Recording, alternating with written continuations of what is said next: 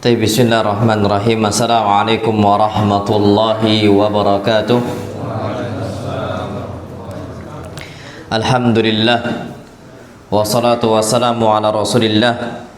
Hayakumullah wa bayyakum wa saddadanillah wa iyyakum alal khairi wal huda mahayyina wa as'aluhu bimannihi wa karamihi ay yaj'alani wa iyyakum min ahlil ilmi wal qur'ani tadabbura wa fikha innahu ala kulli syai'in qadir wa bil ijabati jadir.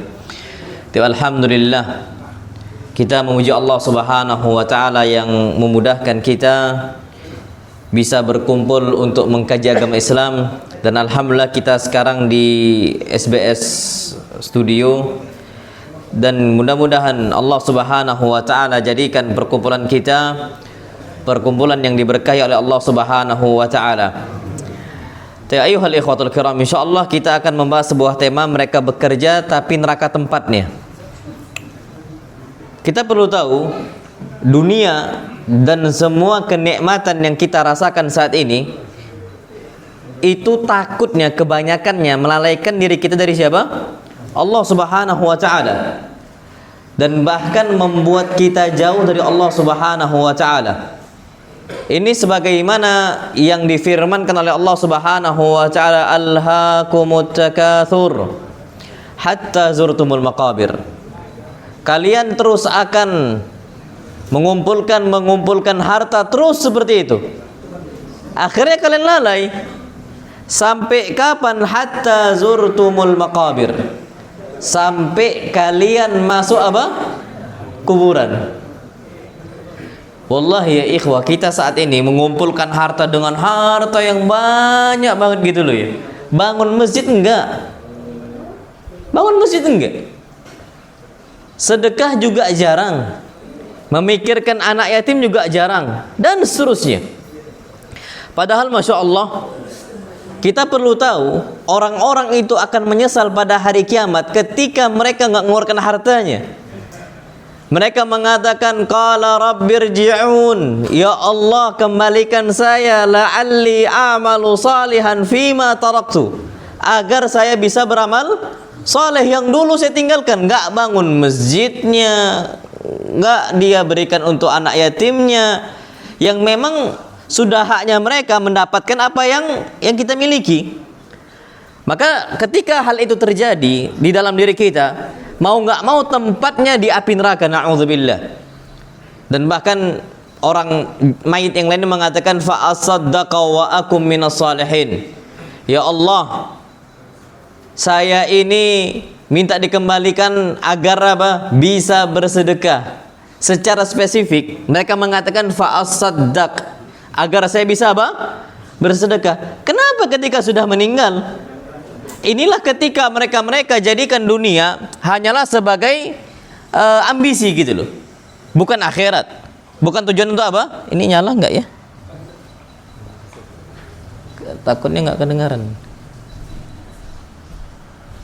Taib.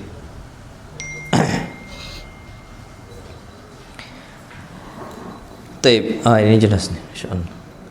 Tapi nanti kecil lagi dia. Awalnya besar, kecil lagi nanti, insyaallah. Taib, kita kembali.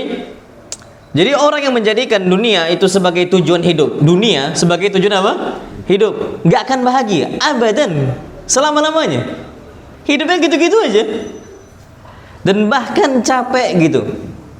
Yang mereka dulunya katanya mau ngejar dunia, justru mereka dikejar oleh apa? Dunianya. Ini sebagaimana yang disabdakan oleh Nabi kita Muhammad sallallahu alaihi wasallam. Beliau mengatakan, man kanatid dunya hammah, barang siapa, afwan, ini apa baterainya apa gimana? Baik, ana pakai itu aja enggak mic-nya.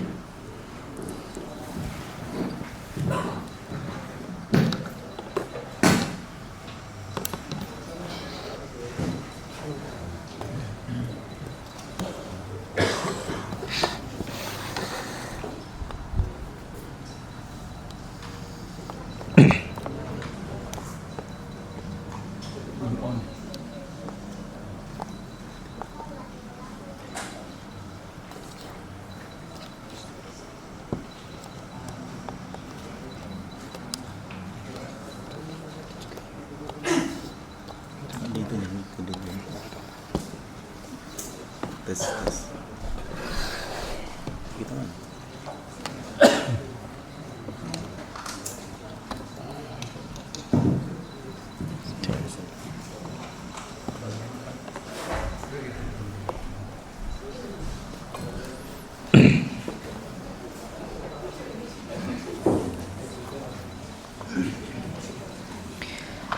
Baik, kita lanjutkan.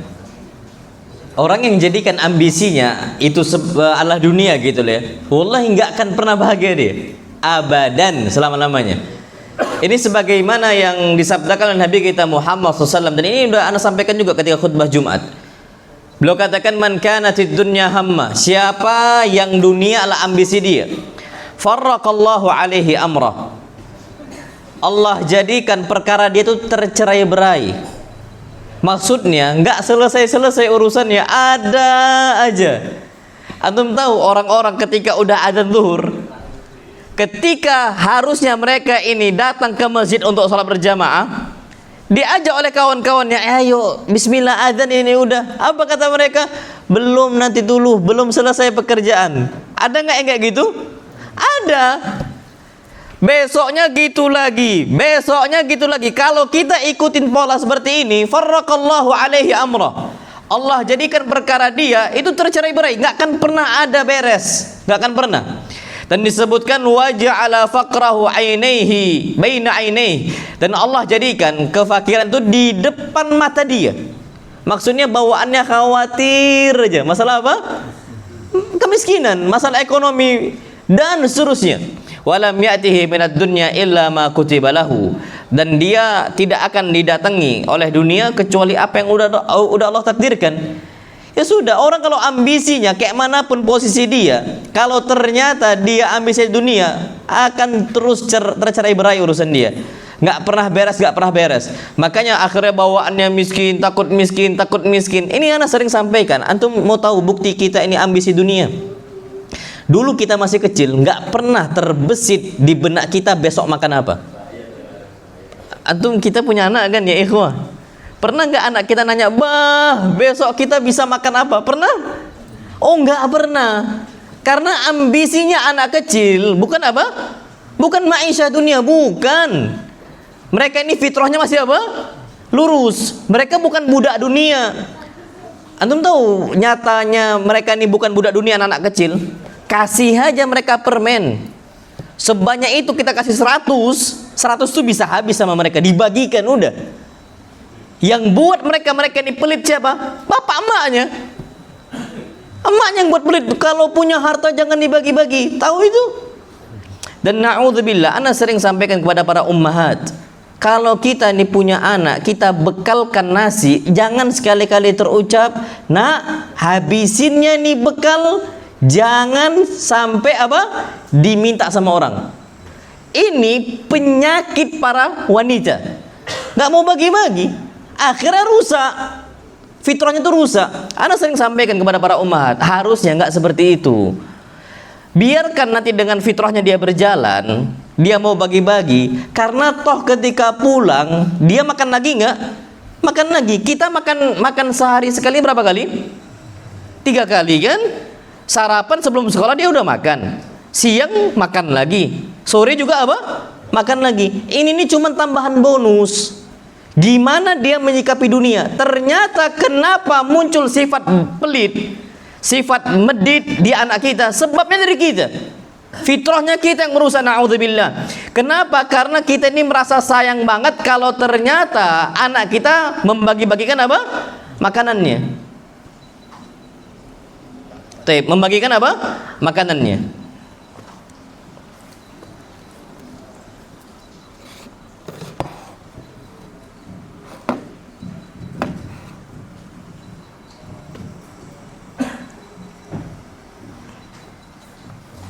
Oh ini kurang. Iya kurang, nggak bisa, nggak kuat. Nggak apa-apa. Taib. Kita kembali ke tema. Ini anak kita loh ya, fitrahnya apa? Selamat. Ketika mereka fitrahnya yang selamat, mereka itu bukan berambisi dunia. Nah kita yang sudah tua ditakuti oleh syaitan. Wajar apa kata Allah Azza wa Jal? Asyaitanu ya'idukumul faqra wa ya'murukum bil fahsya. Syaitan itu menjanjikan kepada kalian kefakiran, bawaannya takut miskin aja. Kita hidup sekarang, ekonomi lagi apa? Sulit kan, lagi susah. Antum tengok anak-anak sekarang. Antum kalau mau bukti, tengok anak-anak kita sekarang. Apakah anak kita berpikir sebagaimana yang kita pikirkan? Oh enggak Ustaz, akal mereka belum sempurna. Justru harusnya semakin akal kita sempurna, semakin enggak takut kita kepada siapa? Allah Azza wa Jalla, harusnya gitu. Jadi jangan antum bilang, oh anak kita ini karena akalnya nggak sempurna. Justru kalau akal kita sempurna, semakin lurus fitrah kita, semakin terjaga kita dari apa? Syaitan ar-rajim. Harusnya seperti itu. Dan kita nih, na'udzubillah, Allah kasih banyak kenikmatan yang nggak pernah dirasakan oleh orang-orang sebelum kita. Anda ambil contoh, orang yang paling kayanya yang disebutkan dalam Al-Quran siapa? Yang paling kayanya siapa? Qarun. Sampai kalau kita nih sekarang gali di tanah Jogja, dapat emas, apa kita bilang? Harta siapa? Karun. Padahal harta mbah kita. Diakuisisi oleh apa? Qarun. Saking banyaknya fulusnya Qarun. Di mana-mana ada harta Qarun. Antum tahu Qarun? Senikmat-nikmatnya Qarun, kapan makan kambing, nyembelih kambing dia, di hari itu harus dimakan. Kalau nggak basi. Coba kita. Daging kurban kemarin masih ada nggak di freezer? Masih kan? Itu aja kita takut, Masya Allah. Kita bekerja ikhwah, itu takut banget tentang masalah hal tersebut. Wallahi, lihat kita saat ini, kebanyakan umat Islam. Padahal Nabi kita Muhammad SAW mengatakan, man asbaha minkum aminan fi sirbi. Barang siapa yang dia di pagi hari kondisi aman di rumahnya, mu'afan fi jasadihi, sehat jasadnya, wa indahu qutu yaumih, dan dia memiliki makan yang bisa dimakan di hari itu. Ana ulangi, punya makanan yang bisa dimakan di hari itu. Faka'annama hizat lahud dunya, maka dia itu seakan-akan dibentangkan dunia untuk dia. Maksudnya dia udah punya semuanya, segalanya dia udah punya. Harusnya tenang. Tapi kita yang harusnya daging kurban itu masih bisa sampai 6 bulan lagi, kita takut. Wallahi kita takut. Inilah kalau ambisi kita ternyata apa? Dunia. Mereka yang nanti ujung-ujungnya Allah jebloskan ke dalam api neraka. Kenapa? Takut masalah rezeki, seakan-akan Allah ini nggak memberi rezeki. Dua cuman opsinya ya ikhwah. Kalau kita takut rezeki, dua opsinya. Yang pertama, na'udzubillah, mereka berarti beranggapan bahwa Allah Subhanahu wa taala nggak kaya. Yang kedua, mereka menganggap Allah itu kaya, tapi Allah ini apa? Tidak ngasih. Itu dua opsinya. Bahaya nggak berarti? Bahaya. Makanya orang-orang yang terjebak dalam lubang syaitan, yang menganggap bahwa saya rezeki, seret takut masalah rezeki dan sebagainya, dua anggapannya. Kalau dalam benak dia Allah ini posisinya miskin, dan ini dikatakan oleh mereka al-Yahud. Yang kedua, Allah ini apa? Tidak memberi. Ghullat aydihim wa lu'inu bima qalu, kata Allah. Justru mereka lah yang dibelenggu tangannya. Ini sebabnya rasa khawatir kita terhadap dunia. Terus apa? Bagaimana caranya? Kebalikannya, waman kanatil akhiratu hammah. Siapa yang akhirat adalah apa? Ambisi dia. Jama'allahu lahu amrahu. Allah akan mudahkan segala urusan dia.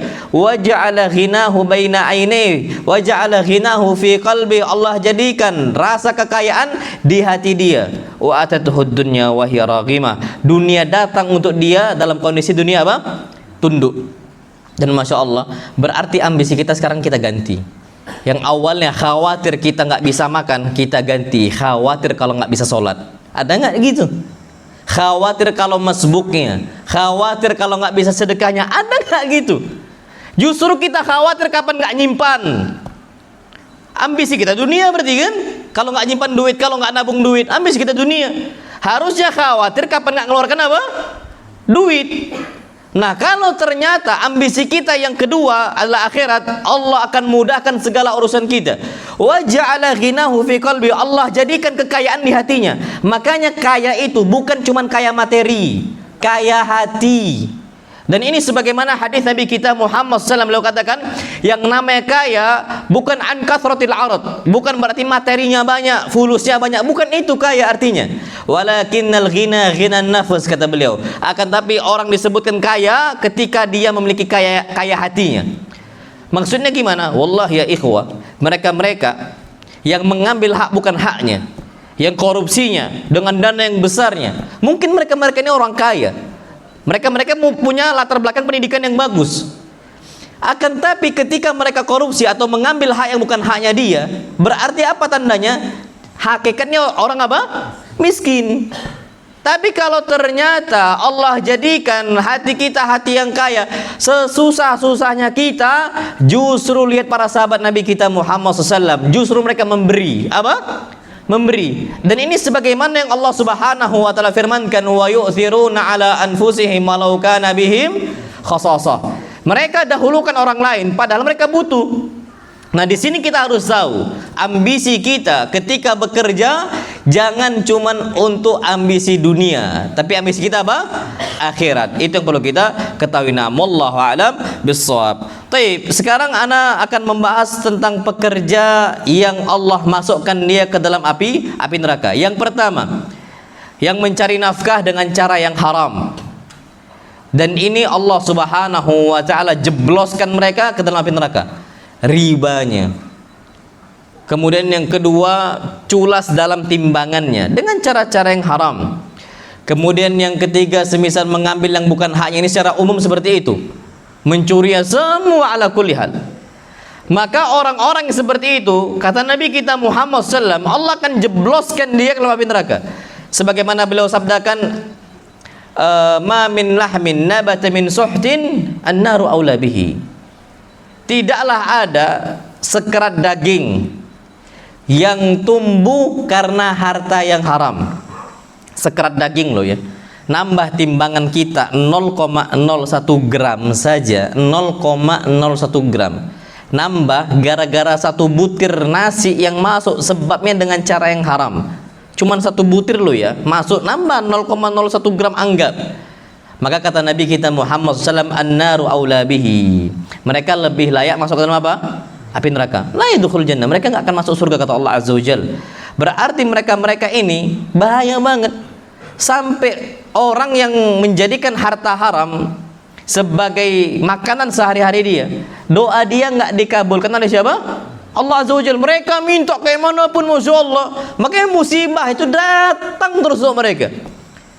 Musibah A, musibah C, musibah B, terus-terusnya. Nggak pernah beres hidup dia. Kenapa? Setiap minta kepada Allah dalam musibah-musibah dia, ternyata Allah tolak terus. Ini sebagaimana hadis Nabi kita Muhammad SAW. Ini ceritanya Umar ibn Khattab. Nabi SAW menyebutkan ar-rajul yutilus safar, seseorang yang melaksanakan safar yang apa? Panjang. Jangankan safar panjang, safar pendek saja, doa mereka mustajab atau enggak mustajab? Mustajab. Ini sebagaimana hadis Nabi kita Muhammad SAW, thalathu da'awatin mustajabatun la syakka fihin. Ada 3 doa yang pasti mustajab, yang mustahil tertolak. Salah satunya da'watul musafir. Doa orang sedang apa? Safar. Berarti mustajab dia harusnya. Taib asy'atha aghbar. Kriteria yang kedua, ini orang dalam kondisi dia itu berdebu, rambutnya acak-acakan, lusuh dan seterusnya. Orang yang sulit sampai berdebu wajah dia, rambut dia berantakan dan sebagainya, berarti kan orang susah ini. Orang susah harusnya doanya mustajab atau enggak mustajab? Mustajab. Ini sebagaimana firman Allah Azza wa Jalla, amma yujibul mutarra idza da'a. Siapa lagi yang mau mengabulkan doa orang mutar ketika dia mau berdoa kepada Allah Azza wa Jalla? Berarti mau nggak mau orang-orang mutar itu apa? Dikabulkan doanya. Orang-orang yang terdesak dalam kondisi dihempitkan ekonomi semuanya. Kemudian yang ketiga, yamuddu yadayhi ila sama. Dia angkat kedua tangannya kemana? Ke atas. Kita tahu doa orang yang ngangkat tangannya ke atas pasti apa? Mustajab. Sebagaimana hadis Nabi kita Muhammad SAW. Ini hadis-hadis yang sahih. Beliau katakan, innallaha hayyun karim. Allah ini maha pemalu dan maha dermawan. Yastahi idza rafa'al 'abdu yadayhi ila sama ay yaruddahuma sifra. Allah betul-betul malu kalau ada hambanya yang ngangkat kedua tangannya ke langit, ternyata enggak Allah kasih apapun, ngemis gitu loh ya. Sampai ngangkat kedua tangannya enggak dikasih oleh Allah. Allah tuh malu. Nggak usah jauh-jauh ya ikhwah. Dua kriteria yang Allah punya, pemalu, yang kedua apa? Dermawan. Kapan dermawan? Pasti ngasih. Taib. Antum tahu ada orang pelit tetap ngasih. Ketika dilihat oleh orang lain, dia malu kalau dia nggak apa? Ngasih. Pejabat tinggi misal. Rakyatnya minta, nggak dia kasih. Malu nggak dia? Malu. Akhirnya apa? Ngasih. Nah Allah ini punya dua sifat ini. Hayyi, yang pertama pemalu, yang kedua apa? Karim. Yang mau nggak mau kapan diminta langsung Allah tuh ngasih. Nah ini hayyi, pemalu, nggak mungkin Allah nggak ngasih. Ternyata dalam kasus ini dia mengatakan, ya Rabb, ya Rabb, ya Allah, ya Allah. Kondisinya apa? Wa mat'amuhu haram, wa mashrabuhu haram, wa malbasuhu haram, wa ghudhiya bil haram. Makanannya haram, minumannya haram, kemudian pakaiannya juga haram, gizinya pun juga apa? Haram. Fa anna yustajabu lidzalik. Gimana mau dikabulkan doa dia? Sebabnya hal itu semua keharaman-keharaman yang dia apa? Yang dia konsumsi. Maka pekerja-pekerja yang seperti ini cepatlah keluar, masya Allah. Cepat apa? Keluar. Wallahu a'lam bishawab. Nah, kemudian secara spesifik pekerja yang masuk neraka, mereka-mereka yang sibuk dengan ribanya. Sekarang ini kan udah banyak riba gitu ya. Anak ajak sekarang ya ikhwah, keluarlah dari apa? Ribawi. Sebisa mungkin keluar. Anak udah banyak sekali kisah mereka-mereka yang sengsara hidupnya, jadi seakan-akan hilang aja duit itu, duit ghaib kata mereka. Kami tuh kayak nggak ada atarnya Ustaz, kayak nggak ada bekasnya. Ujung-ujungnya beliau katakan, Ustaz, anak ini gajiannya tinggi Ustaz. Gaji anak nominal itu tinggi, besar. Anak kepala cabang bank ribawi di sebuah tempat kata dia. Anak, masya Allah, dengan gaji yang betul-betul besar, ternyata posisinya anak-anak sakit tiap bulan ganti-gantian. Sampai terakhir anak yang sakit dan anak harus jual mobil anak untuk menjalankan operasi katanya. Habis ya duitnya. Itu beliau ceritakan sendiri kepada anak. Kapan beliau tobat? Beliau tobat ketika awal udah kenal sunnah. Kajian-kajian apa? Kajian-kajian salaf gini. Akhirnya awalnya beliau itu nonton Roja TV. Nonton apa? Roja. Beliau tonton, kecuali satu ustadz yang beliau anti banget, Ustadz Erwandi. Kalau Ustadz Erwandi kata beliau, kalau dosa Erwandi anak ganti katanya. Anak ganti. Tapi yang lain beliau tonton. Kenapa? Karena beliau masih ngikuti hawa nafsu. Sampai beliau katakan, ketika anak harus operasi, saat anak harus jual mobil, berarti itu memang teguran dari Allah Azza wa Jalla agar anak apa? Keluar. Untuk apa ya ikhwah? Udahlah akhiratnya gagal, dunia juga apa? Gagal. Apa yang mau kita pertahankan di situ?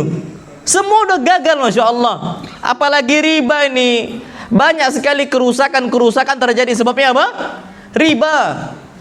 Macet di jalan-jalanan. Sebabnya apa? Riba. Semua orang punya kendaraan. Sebabnya apa? Ribawi. Dengan gampangnya riba.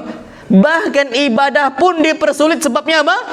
Riba. Antum tahu antrian haji, dana talangan tahu? Ditalang sama siapa? Sama bank. Sampai berapa kalau haji kita sekarang daftar, berapa tahun lagi kita berangkat di Jogja ini? 30, masya Allah. Kalau daftarnya umur 40, masih berapa? Umur 70 tahun baru berangkat. Iya kalau kita lulus tes kesehatan. Kalau enggak, ini sebabnya apa? Transaksi ribawi tadi. Mereka semua bertanggung jawab dunia akhirat. Mereka semua, wallahil adzim, sekecil dosa mereka itu bertanggung jawab dunia akhirat. Siapa pencetusnya? Siapa yang mencatatnya? Ide-ide siapa? Mereka meninggal gak bertobat, tanggung jawab mereka dunia akhirat. Wallahi ya ikhwah, berapa banyak ini kita kesulitan untuk berangkat apa? Haji. Sebabnya apa? Riba. Dan ini merusak tatanan negara, semua rusak semua gara-gara riba. Makanya kalau udah masuk ke dalam hal-hal seperti itu, hendaknya kita apa? Keluar. Wallahu a'lam bishawab. Kemudian pekerja yang berikutnya masuk neraka adalah yang bekerja tapi suka ninggalin apa? Salat. Dan ini banyak, wallah ya ikhwah, banyak sekali. Dan Allah Subhanahu wa taala firmankan, fa khalafa min ba'dihim khalfun adha'u shalah wattaba'u syahawat fasawfa yalqauna ghayya. Akan ada generasi setelah kita Apa sifatnya? Yang pertama, adha'us shalah. Mereka tinggalkan apa? Salat. Apa sebabnya? Wattaba'us syahwat. Dan mereka ngikuti hawa nafsu. Ini terlalu ambisi banget sama dunia. Dia kejar terus sampai nggak sholat. Padahal sebenarnya kita ini datang sholat untuk ngambil apa? Keuntungan duniawi dan apa? Ukhrawi. Kan Allah katakan hayya 'alas shalah. Setelahnya apa? Hayya 'alal falah. Ya ikhwah, kalau ternyata Pak Wali Kota, kalau Jogja ini apa namanya? Kalau Wali Kota? Wali Kota juga? Kalau gubernurnya? Bupati? Oh, yang raja mana? Oh, gubernurnya 6.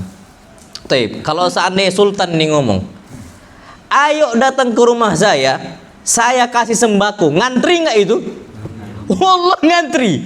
Wallah, ana yakin kalau Pak Sultan ini, sultan kita ngomong, mengatakan, Masya Allah, hafizahullah, beliau mengatakan, ayo ke rumah saya kasih sembako. Sembako mungkin nggak besar, tapi ramai nggak yang ngantri? Ngantri.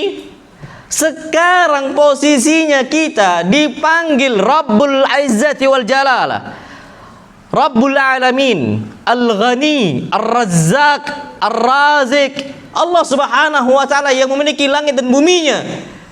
Sepi nggak rumah Allah? Sepi nggak rumah Allah? Sepi. Allah sepi rumah Allah Azza wa Jal.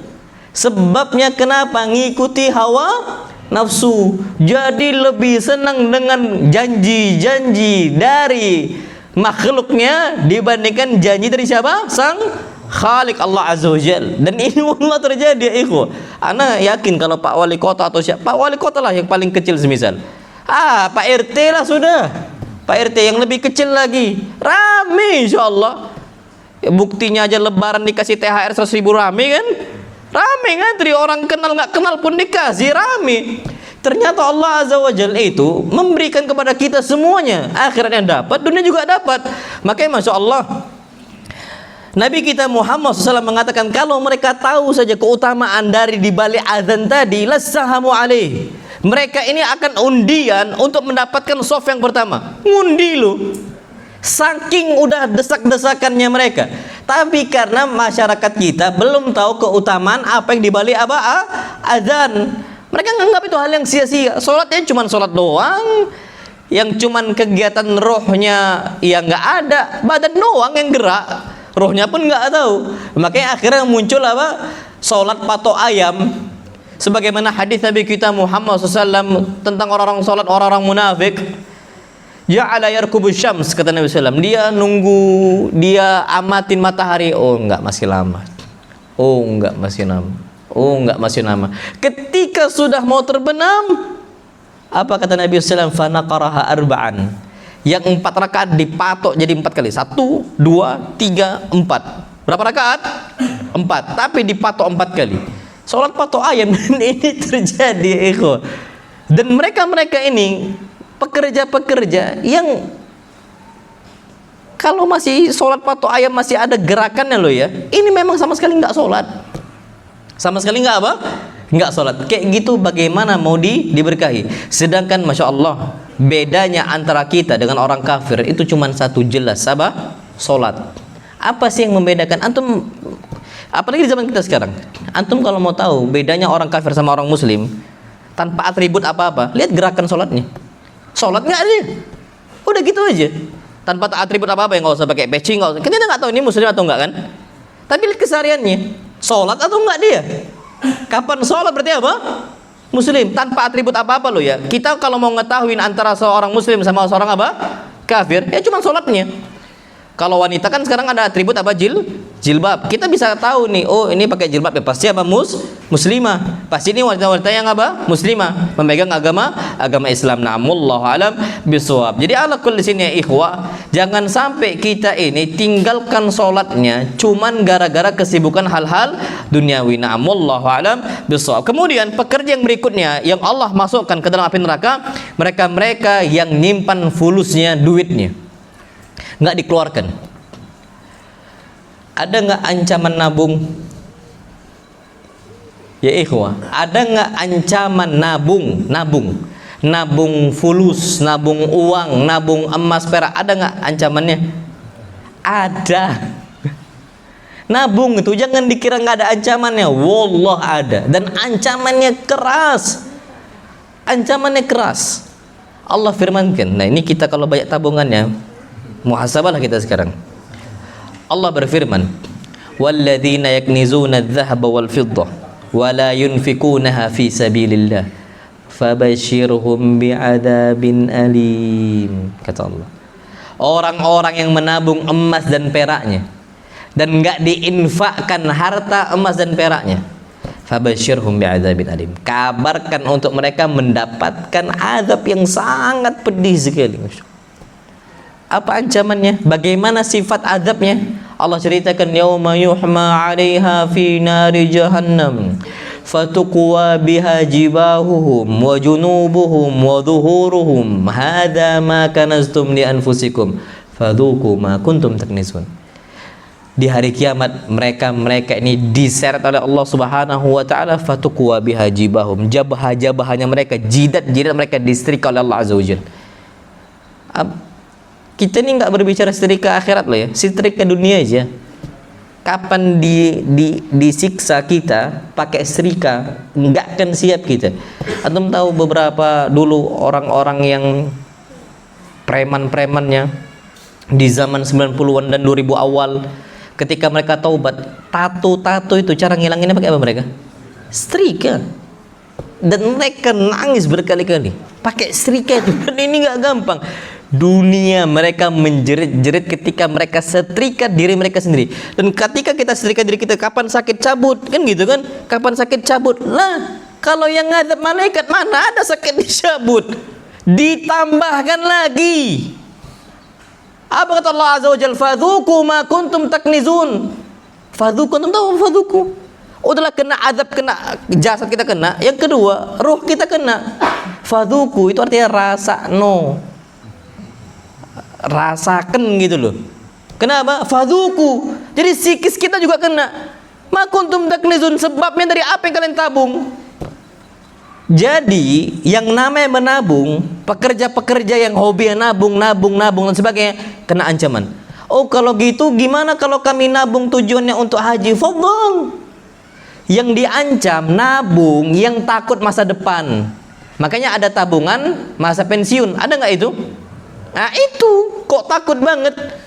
Rob kita ketika bekerja Allah, dan Rob kita ketika pensiun juga siapa? Allah. Selesai. Apa yang kita khawatirkan ya ikhwah? Istri kita juga sama, takut banget kalau kita meninggal, ya kan? Istri kita takut kalau banget kita meninggal. Kenapa? Takut nggak dapat apa? Rezeki. Mereka salah, padahal mereka sebelum nikah pun makan. Nikah dengan kita makan, kita meninggal mereka juga makan. Yakin nana? Wallah yakin. Makanya antum sampaikan ke istri-istri kita, Dek, kapan abang meninggal, jangan beranggapan rezeki kita stop. Rezeki adik stop. Abang bukan pemberi rezeki. Pemberi rezeki untuk adik siapa? Allah Subhanahu wa taala. Ini antum harus tanamkan ya ikhwah. Banyak nggak wanita-wanita yang meratap gara-gara suami meninggal? Wallah banyak. Bahkan anak-anak itu stres ketika bapak meninggal, banyak nggak? Banyak. Tanamkan dari kecilnya. Jangan ditabung. Kalau tabungan untuk biaya pendidikan sekolah anak kita, fadhol silahkan. Untuk umrohnya silahkan. Untuk apa? Tapi kalau nggak tahu untuk apa, maka jangan. Kalau nggak tahu program untuk apa, jangan. Untuk bangun masjidnya silahkan. Untuk bangun apanya silahkan. Tapi kalau nggak tahu untuk apa, maka diancam oleh Allah Subhanahu wa taala. Kena tadi dengan apa? Diserika jidatnya, punggungnya sama pinggangnya. Lengkap semua.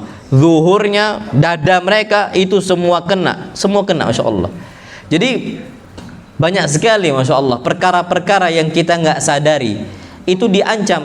Makanya Masya Allah Nabi kita Muhammad SAW, jangankan sampai banyak gitu ya, 1 dinar saja. 1 dinar ini sekitar hampir 4 gram emas. Anggaplah 3 gram. 3 gram lebih sedikit aja emas 1 dinar. Ketika lewat 3 malam nggak keluar nih dinar, disimpan di rumah Nabi SAW, Nabi marah betul. Nabi sampai mengatakan kepada Aisyah, keluarkan itu dinar. Fa inni la uhibbu an tamurra alayya thalathu layal. Aku enggak suka lewat 3 malam dinar ini enggak keluar. Berarti sekarang kalau 1 gram emas berapa sekarang? Berapa juta sekarang? 3 juta ya. Terakhir kalau nggak salah 2,7. 2,6 2,7 kalau nggak salah. Anggaplah 2,7 bagi 3 gram berarti berapa? 10 juta nyampe enggak? Enggak nyampe kan? 10 juta harus habiskan dalam 3 malam. Kapan enggak habis? Nabi marah. Harus habiskan semua. Makanya Nabi enggak ada tabungan. Makanya Nabi itu tidak ada yang bisa diwariskan. Bahkan Nabi punya utang. Nabi nggak bisa, nggak ada yang Nabi wariskan. Pun kalau ada harta bagi Nabi SAW, pasti mau nggak mau itu untuk harta kaum muslimin, bukan harta waris. Memang Nabi nggak bisa mewariskan, dan Nabi meninggal nggak ada harta yang bisa diwariskan. Nggak ada harta yang bisa diwariskan oleh Nabi kita Muhammad SAW. Bahkan Nabi punya utang yang belum dibayar, dan dibayar itu pakai baju besi yang dia digadaikan gitu loh, yang dikasih untuk sebagai jaminan. Itu Nabi bayar pakai itu, masya Allah. Berarti Nabi nggak nabung. Tapi kaya nggak Nabi kita Muhammad SAW? Oh Allah, Nabi kaya. Atau mau tahu kayanya Nabi kita Muhammad SAW? Beliau di umur yang ke-63 tahun, masya Allah, beliau kurban tuh dengan 100 onta. 100 onta, 63 onta beliau sembelih pakai tangan beliau sendiri. Sisanya Ali bin Abi Thalib. 100 mi'ata naqah. 1 onta anggaplah 20 juta. 20 kali 100 berapa angkanya? Berapa ya ikhwah? 2 miliar setahun Idul Adha. Kita 1 sapi bagi 7. Udahlah cuman 1 bagi berapa? 7. Nabi 100 onta. Makanya Nabi SAW itu nggak suka nimbun duitnya. Nabi nggak suka nyimpen apa? Hartanya. Nabi SAW selalu mengeluarkan. Jadi ala kulal duit ini kalau ada jangan disimpan. Terus gimana caranya? Ya investasi. Dalam bentuk apa? Banyak sekali. Ajak orang mudharabah. Antum butuh modal nggak? Ana siap modalin nih. Putar kayak gitu, masya Allah. Bukan disimpan. Kalau mudharabah, buka nggak ini kesempatan rezeki, pintu rezeki orang? Kita buka nggak? Kita buka. Kita untung. Mereka juga apa? Untung, saling menguntungkan. Tapi kalau kita simpan, inilah yang terjadi saat ini. Lapangan pekerjaan nggak banyak. Lapangan pekerjaan sekarang nggak banyak. Sebabnya banyak yang apa? Ya banyak yang nilep, banyak yang nimbun. Semakin banyak orang yang nimbun, semakin langka itu. Makanya lapangan pekerjaan ini nggak ada, karena memang nggak ada yang buka. Tapi kalau mereka pemodal besar gitu, antum ada usaha mie ayam, antum butuh dana berapa? Ayo kita mudharabah. Atau mau buka usaha apa? Usaha ini ana nggak ada fulus, saya ana punya fulus, berapa antum butuhkan? Saya berapa pembagian kita? Sekian persen. Tayyib, fadhal. Itu ana yakin insya Allah subhanahu wa ta'ala. Lihat di zaman Nabi kita SAW, semua gerak nggak? Pertaniannya gerak, peternakannya juga apa? Gerak. Semua gerak ya ikhwah. Dagangnya juga gerak. Kenapa? Duit tuh semua ngalir. Semua petani dapat, peternak juga dapat, kemudian apa? Pedagang juga apa? Dapat. Nggak usah jauh-jauh, masya Allah. Nabi kita Muhammad SAW dulu bukan siapa-siapa, tapi ternyata ada salah seorang wanita yang nikah dengan Nabi kita SAW. Siapa namanya? Khadijah. Ini sahibul mal, sahibatul mal. Orang memiliki fulus yang banyaknya dan nggak pernah nyimpan duitnya. Semua dikeluarkan untuk Nabi kita SAW. Bahkan Nabi punya 11 istri. Semua totalnya berapa istri? 11. Ini total semuanya. Setelah Khadijah meninggal, Nabi menafkahi pakai duit harta Khadijah yang diputar oleh Nabi kita Muhammad SAW.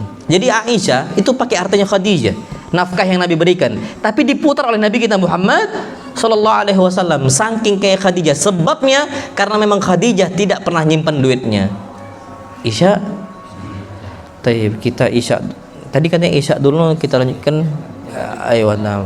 Tayyib. Wallah alam bisawab. Kita terus sampai sini. Wassallallahu nabiyana Muhammad subhanakallahumma bihamdika asyhadu an la ilaha illa anta astaghfiruka wa atubu ilaik. Assalamualaikum warahmatullahi wabarakatuh.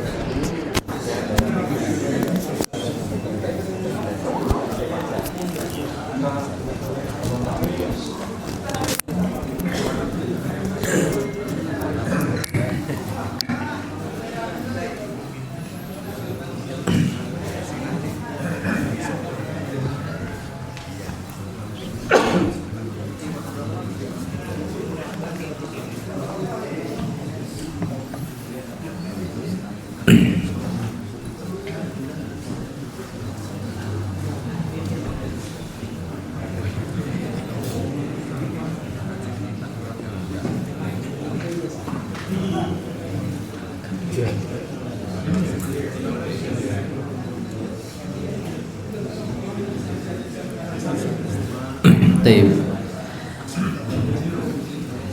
Bismillahirrahmanirrahim. Assalamualaikum warahmatullahi wabarakatuh.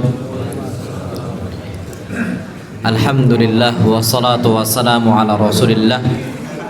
Hayyakumullah wa bayyakum wa saddadanillah wa iyyakum alal khairi wal huda mahayyina wa as'aluhu bimannihi wa karamih ay yaj'alani wa iyyakum min ahlil ilmi wal qur'ani tadabbura wa fikha innahu ala kulli syai'in qadir wa bil ijabati jadir.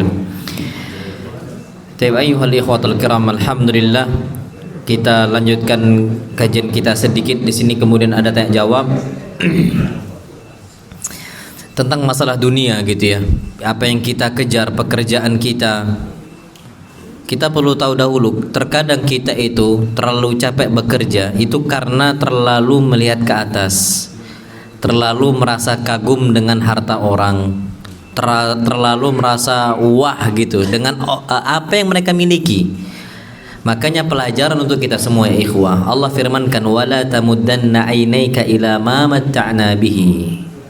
Janganlah engkau bentangkan kedua pandangan mata kalian kepada orang-orang yang kami berikan dunia untuknya. Jadi Allah kasih kenikmatan banyak dan sebagainya. Tujuannya apa kata Allah? Linaftinahum fi. Kami kasih mereka itu dunia, tujuannya mau kami azab. Kita malah apa? Pengen. Allah kata linaftinahum fi. Itu ujian bagi mereka gitu loh. Dan ternyata kita malah pengen banget untuk mendapatkan apa yang mereka miliki. Dan dunia itu memang menipu. Dan antum tahu Masya Allah ya, sampai Nabi, permisalan yang Nabi SAW permisalkan untuk kita tentang masalah dunia itu Allah zen banget, pas banget. Kata Nabi kita SAW, beliau katakan, inna dunya hulwatun khadirah. Dunia itu manis dan hijau. Antum tahu maksudnya apa? Manis itu enak dicicip, hijau itu enak dipandang. Nggak dipakai pun, yang penting dipandang nikmat. Kita nggak butuh. Antum lihat nggak posisi orang-orang bekerja untuk memiliki harta yang banyak, ujung-ujungnya semuanya jadi bahan koleksi, nggak dijual. Orang punya mobil-mobil antik itu 10 berapa, mereka nikmatinnya dengan cara nggak dipakai, tapi diapain? Dipandang. Itulah khadirah tadi, padahal nggak dikonsumsi. Ini kalau mobil dijual, mungkin kemungkinan besar itu akan memiliki nilai yang tinggi gitu, apalagi barang antik. Vespa mahal nggak? Mahal. Kalau Vespa zaman dulu yang masih bagus dulu ya, itu anak yakin mahal gitu. Dibandingkan tersimpan di rumah dia nggak dipakai, siapa yang mau pakai Vespa itu? Enggak juga. Dia juga nggak make, dia nggak butuh karena dia ada motor yang lain dan sebagainya. Kalau ini dinilaikan istilahnya barangnya gitu ya, itu bisa bermanfaat untuk orang-orang fakir miskin, tapi juga nggak dia pakai. Bukan berarti kita nggak boleh punya Vespa, punya barang bagus. Silahkan punya barang bagus, silahkan. Hatta semahal-mahalnya barang, kendaraan, fadl silahkan. Tapi dipakai. Nah ini masalahnya nggak dipakai. Makanya apa? Hulwatun khadirah. Dicicipin nikmat dan juga dipandang doang juga apa? Nikmat. Makanya antum tahu apa akhir hadis? Nabi katakan fattaqud dunya wattaqun nisa. Hati-hati kalian dari dunia dan juga dari apa? Nisa. Dunia ini punya orang pun yang kita nggak miliki. Nikmat nggak? Oh nikmat. Antum dari tadi nikmatin nggak ini tempat? Nikmatin. Apakah punya kita atau punya orang? Punya orang. Wanita juga sama. Khadirah hijau. Bukan punya kita, nggak bisa kita apa-apain. Itu istri orang, itu bahaya.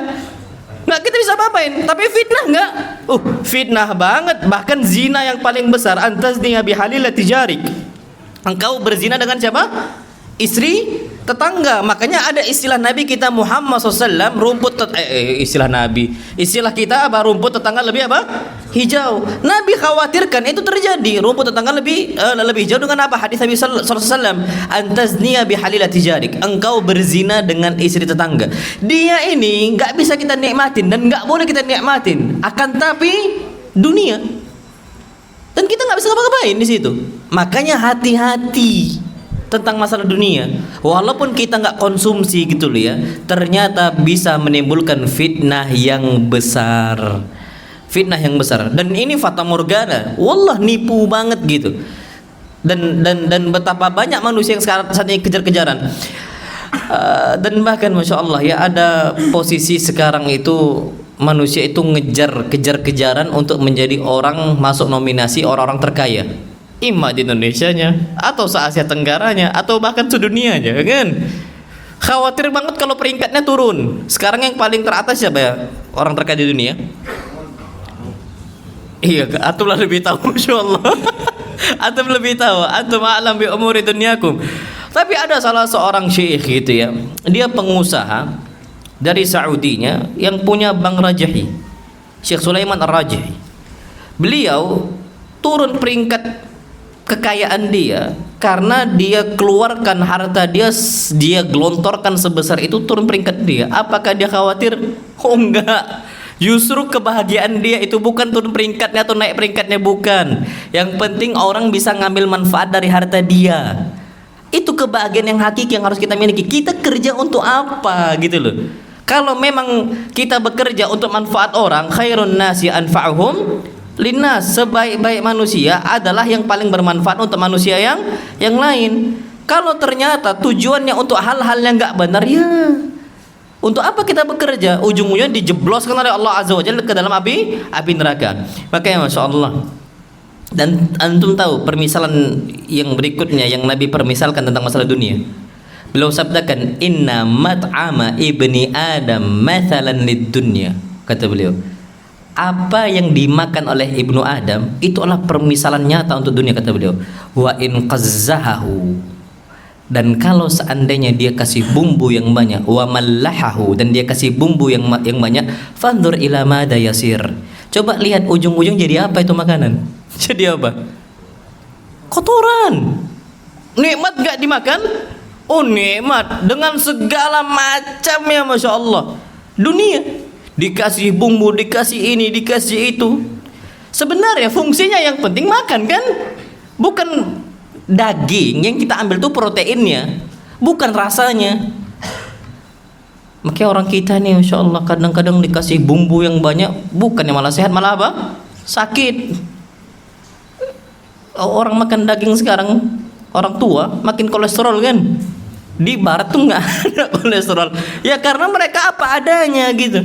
Nah dunia, antum mau pakai apapun bumbunya, mau masakonya dia, mau roikonya dia, bumbu seabrek-abrek dengan perasa yang paling tinggi, bahkan yang merusak otak kita gitu ya, yang dibaca oleh otak kita, pokoknya kapan berbumbu itu yang nikmat. Sekarang kan gitu makan-makan yang ada kan. Sekarang ciki-ciki semua kalau nggak asin ya apa? Manis. Coba apa kata Nabi sallallahu alaihi wasallam, wa in qazzahahu wa mallahahu fanzur ila madza yasir. Dia mau kasih kayak manapun rasa perasa yang ada, ujung-ujungnya sama. Jadi apa? Kotoran. Berarti hina, yang awalnya indah malah jadi apa? Ya malah satu hal yang nggak bermanfaat. Makanya jangan sampai kita ini tertipu dengan masalah apa? Masalah dunia. Na'amullahu a'lam bissawab. Dan bahkan Masya Allah, dan kita nggak akan pernah puas ya ikhwah. Fata morgana itu nyata gitu. Nabi SAW katakan, lau kana li bani adam wadiyani min dhahabin labtagha thalitha. Kalau anak Adam memiliki dua lembah berupa apa? Emas. 1 kilo emas saja mungkin untuk 7 turunan kita cukup. Ini 2 apa? Lembah. Fa batagha thalitha, la batagha thalitha. Dia pasti akan mencari lembah yang keberapa? Ketiga. Ana ngisi safari dakwah pernah di Jakarta. Beliau bilang, "Ustaz, antum tahu ini apartemen ini yang punya ini," beliau sebut etnis tertentu. "Ini punya orang-orang ini, Ustaz," katanya. Antum tahu? Mereka yang nggak beriman kepada Allah Azza wa Jal, itu mereka bahkan bangun apartemennya nggak dijual, nggak dipakai. Kenapa mereka bangun? Antum tahu Ustaz? Mereka bangun tujuannya karena perusahaan rival dia yang lain itu punya apartemen, kita harus juga punya. Bayangin antum sampai segitunya. Bangun apartemen tujuannya bukan untuk dijual, bukan tujuan untuk dipakai. Yang penting tidak kalah sama kawannya atau lawannya punya apa? Yang punya apartemen. Sampai kayak gitu dunia. La bataghalita. Tersiksa nggak orang-orang kayak gitu? Wallah tersiksa. Makanya kalau kita terus kejar nih, sampai jam berapa kita kejar lagi, jam berapa kejar lagi, jam berapa kejar lagi, gitu-gitu aja. Gak akan ada puasnya manusia. Makanya yang paling benar tadi yang Anda sampaikan di awal, mau nggak mau kita memiliki qanaah. Sikap apa? Qanaah. Merasa apa? Cukup. Makanya yang Nabi berdoa, yang Nabi panjatkan kepada Allah Azza wa Jalla, Allahumma kfini bihalalika an haramik. Ya Allah, cukupkan saya dengan apa yang Kau halalkan. Anak ulangi lafadznya ikfini, cukupkan saya. Percuma kaya tapi nggak pernah merasa cukup, sehingga aku tinggalkan yang haram. Ini hadis Nabi kita Muhammad sallallahu alaihi wasallam. Pakai doa yang lain, Allahumma qanna'ni bima razaqtani. Ya Allah, kasihlah aku qanaah. Akhirnya bisa ngasih untuk orang gampang gitu loh. Ngasih fulan, ngasih alan, ngasih fulan, ngasih alan. Cuma-cuma aja gitu. Orang setiap ada orang dekat dengan dia ngasih gitu. Makanya sebenarnya harta ini, antum tahu kan, beberapa orang mengatakan harta ini bisa merubah watak manusia. Oh, belum tentu. Kebalikannya, harta itu bisa memperjelas karakter seseorang. Orang kapan bawaannya udah medit, kaya dia pun tetap apa? Medit, bahkan menjadi lebih pelit.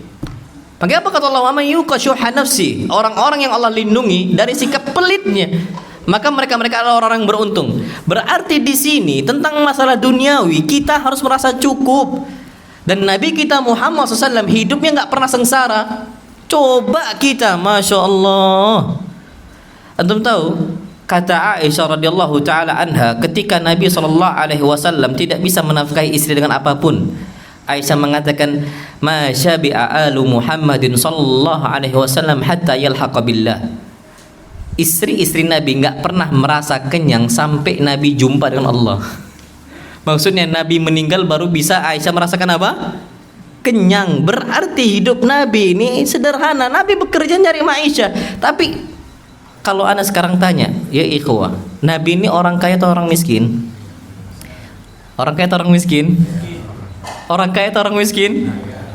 Khilaf antum. Masyaallah. Enggak, orang kaya Nabi. Tapi kenapa nampak miskin? Karena hobi ngasih. Di zaman Imam Malik itu yu'addab, dihukum orang yang mengatakan Nabi orang miskin. Allah, dihukum. Kenapa? Karena hakikatnya Nabi, semua orang tahu Nabi ini orang apa? Kaya. Tapi Nabi qanaah. Nabi nggak masalah. Makanya ada buku. Ini buku terus orang Barat loh ya. Judulnya Leaders Eat Last gitu. Pemimpin last eat itu. Pemimpin tuh makan yang di akhir. Jadi semua dulu orang-orang harus makan. Kalau pemimpin mau nggak mau, orang tuh harus apa? Rakyatnya harus apa? Makan. Nggak ada ceritanya pemimpin kenyang, rakyatnya apa? Lapar. Itu bukan jiwa pemimpin, bukan jiwa leaders gitu. Dan ini kan dipelajarin gitu, dipelajarin. Antum tahu nggak yang dulu video viral ada mainan anak-anak kecil yang ibunya nyuapin anaknya? Tahu antum? Yang ada robot-robotan. Pas anaknya, ibunya mau nyuapin dia bilang apa? Ini dulu, ini dulu, ini dulu. Jadi harus disuapin dulu. Habis itu masuk ke mulut anaknya. Antum tahu itu jiwa pemimpin dari kecil. Dan itu nggak usah jangan dimarahin. Suatu saat dia menjadi apa? Orang besar dia. Dia lebih memikirkan orang lain. Dan ini sering terjadi pada Nabi kita Muhammad SAW. Abu Hurairah butuh makan, kata Abu Hurairah radhiyallahu taala, kata Nabi SAW, panggil ashabus suffah. Padahal Nabi juga lapar. Ashabus suffah panggil dulu Abu Hurairah, makan dulu sampai puas, baru Nabi SAW apa? Nikmatin. Nabi yang paling terakhir. Nabi merasa cukup ya ikhwah. Padahal Nabi ini orang-orang kaya. Dan Nabi habis hartanya. Sebabnya kenapa? Nabi merasa cukup. Kita ini harta kita nggak habis-habis. Kenapa? Selalu merasa kurang. Akhirnya disimpan terus. Karena Nabi udah merasa cukup, dikasih. Antum tahu, masya Allah, Nabi SAW itu beberapa kali pulang ke rumahnya Aisyah. Ya Aisyah, hal indaki syai', engkau punya makan nggak yang bisa dimakan di pagi ini? Kata Aisyah, nggak ada ya Rasulullah. Apa kata Nabi SAW? Ini itan shaim. Kalau gitu aku apa? Puasa. Coba kita, dek, mana makanannya? Nggak ada, obang, naik pitam gitu. Kenapa nggak ada? Kenapa nggak masak? Padahal istri kita tuh tergantung donaturnya. Kapan donaturnya macet juga dapur ya kan? Iyalah.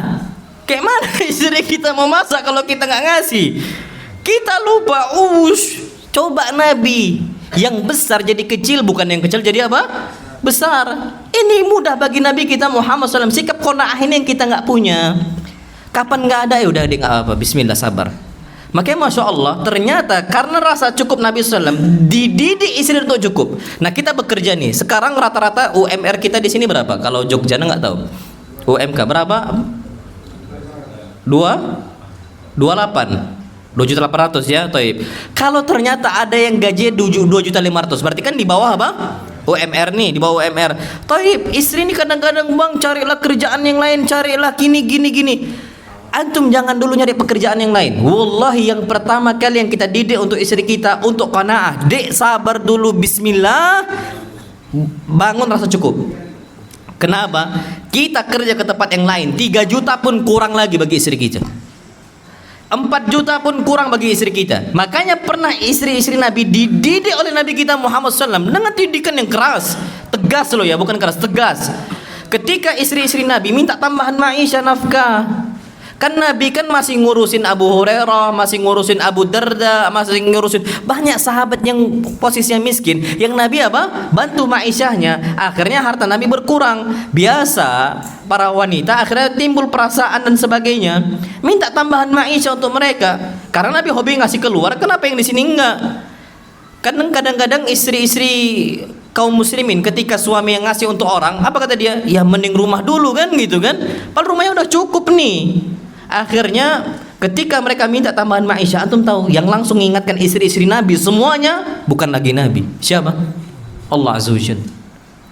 Min fawqi sab'i samawat, dari langit yang ketujuh turun nih tanbih, peringatan untuk istri-istri Nabi. Bayangin antum, yang mengingatkan istri-istri Nabi langsung Allah Azza wa Jalla. Apa ayatnya? Ya ayyuhan nabi, kata Allah, wahai Nabi, qul li azwajik, katakanlah untuk istri-istri engkau, in kuntunna turidnal hayatad dunya wa zinataha fata'alaina umatti'kunna wa usarrihkunna sarahan jamila. Sini kalian, kalau kalian minta tambahan harta duniawi dan perhiasannya, sini kumpul semuanya. Umatti'kunna, aku kasih apa yang kalian mau, semua, karena Nabi kaya. Enggak mustahil bagi Nabi untuk ngasih semuanya, gampang bagi Nabi SAW. Tapi Nabi dahulukan orang lain. Umatti'kunna, aku kasih semuanya sekarang. Syaratnya apa? Wa usarrihkunna sarahan jamila. Kita pisah, cerai dengan cerai yang baik. Langsung terdiam semua istri-istri Nabi, enggak mau minta tambahan lagi. Antum gitu juga, Pak. Dek, duduk. Allah berfirman, masyaallah, ya ayyuhan nabi, wahai nabi, masyaallah, in kuntunna turidnal hayatad dunya, wahai istriku, kalau engkau memiliki ingin minta tambahan apa? Duniawinya, perhiasan duniawinya, sini aku kasih apa yang kau mau. Syaratnya apa? Pisah. Apa kata istri antum? Oke, katanya.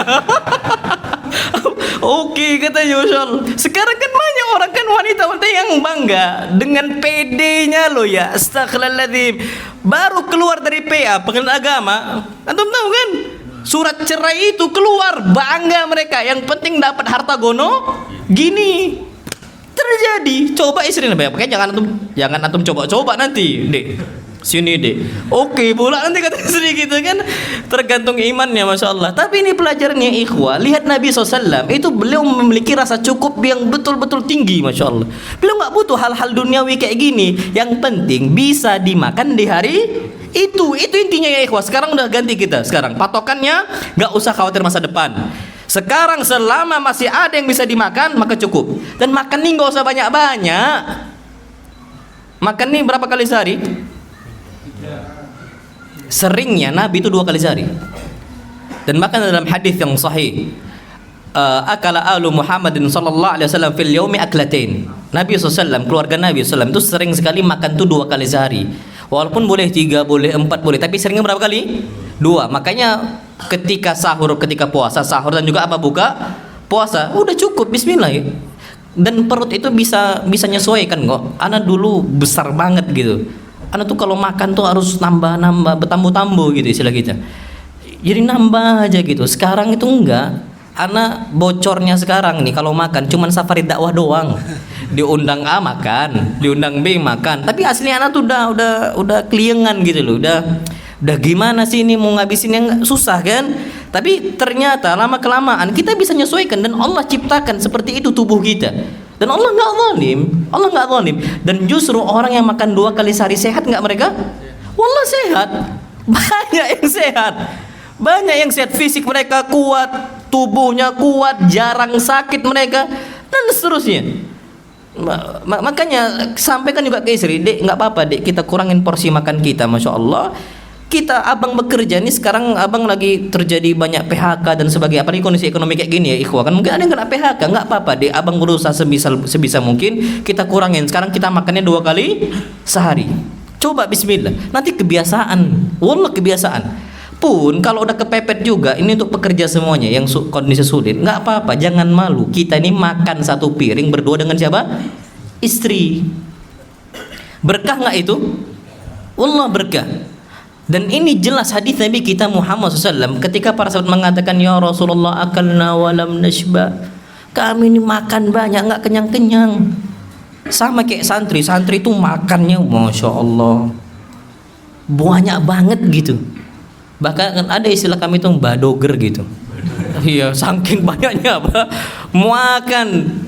Antum tahu dulu anak masih ingat di pondok dulu kan, santri itu makan tuh bisa sak gunung gitu. Saking banyaknya, lauknya itu paling dikasih sama ami-ami dapur tuh cuman sejempol ayamnya. Yang ajib, nasinya habis, ayamnya masih ada. Ini asyiknya santri, makannya itu banyak banget gitu, banyak banget.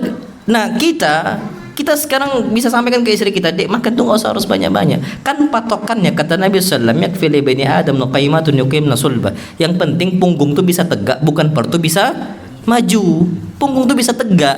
Dan makanya kata Nabi SAW luqaimat, antum tahu luqaimat tuh beberapa suapan kecil. Makanya makan tuh suapannya itu berapa jari sih? 3 kan? 3 jari ini sunnahnya. Kenapa? Karena antum makan 3 jari, cobalah tes, cepet kenyang, malas antum makan. Coba 5 jari, suap. Antum tengok orang-orang India itu. Apa katanya? Ini makannya banyak mereka karena lahap. Coba antum makan kayak gini, agak capek untuk makan. Walaupun sebenarnya boleh makan 35, boleh, karena kan disebutkan Nabi makan kurma dan sebagainya. Tapi ternyata terbukti kalau kita makan dengan 3 jari ini lebih cepat apa? Kenyang, lebih malas kita untuk makan gitu. Untuk PW di depan piring itu agak malas kita. Akhirnya kita udah yang penting udah secukupnya aja. Nah ini kita sampaikan ke istri kita, dek mulai sekarang nggak apa-apa. Nah para sahabat Nabi SAW mengatakan kami banyak makan tapi nggak kenyang-kenyang. Kata Nabi SAW, la'allakum taftarikun, istami'u ala ta'amikum wasamullah tabaraka wa ta'ala. Kalian ini terlalu sering pencar. Sekarang kumpullah kalian makan bersama-sama, sebut nama Allah Azza wa Jal.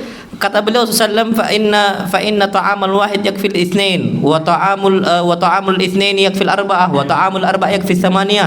Makanan 1 porsi cukup untuk 2 orang. Makanan 2 porsi cukup untuk 4 orang.